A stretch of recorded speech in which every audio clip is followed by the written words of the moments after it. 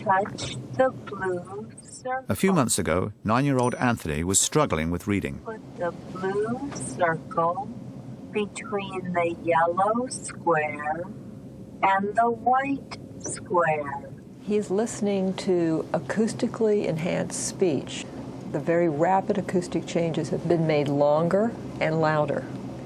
And over time, the goal is to make this modify back to regular speech. The training exercise Anthony's doing is part of the Fast Forward program. He has had many weeks at this point of training with these exercises. When he first started, they were very difficult for him. But look at the level of concentration. Even though I'm talking to you, he is still continuing to do this exercise. The training program, aimed at enhancing the brain's ability to process the rapid acoustic changes that characterize speech, is grounded in animal research demonstrating the brain's plasticity.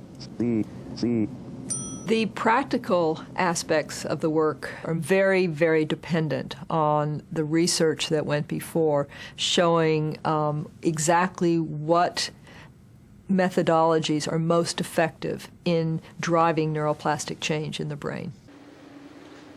Much of this research was done at the University of California, San Francisco by Michael Merzenich.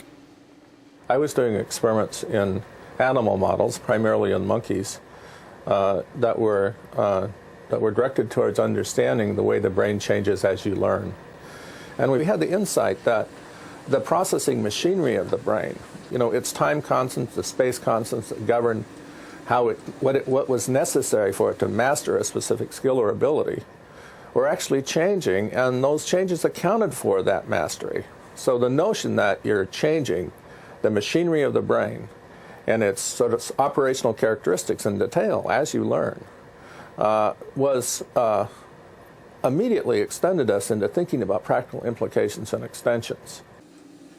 With the help of the direct neuronal recordings only possible in animal studies, Merzenich and his colleagues fine-tuned the training to include such regimens as constant repetition, keeping the animal's attention, and incrementally raising the bar for success. Okay, you ready? Close your eyes for a minute. These same learning principles were included in the training programs used to help children like Anthony. Keep them closed. There we go. Here at Rutgers University, Paula Talal's colleague Jennifer Thomas is now using evoked potentials to see if she can detect measurable changes in the brains of subjects whose reading has improved since they started the training. The tone pairs Anthony is hearing every now and again differ. What happens is his brain detects the difference and shows us a response. Even though he's not paying attention to the sounds, his brain is still responding to these very rapidly presented auditory cues. Before Fast Forward, children like Anthony, they show very large amplitude fluctuations, very large peaks and valleys in their waveforms. And they also lack certain components that show you the detection of the fast sounds. Now, after Fast Forward, the waveforms look very similar to those of children with no language problems, and you see the emergence of these components. But for Paula Talal and Mike Merzenich, the implications of both the animal and human studies of brain plasticity go far beyond helping struggling readers like Anthony.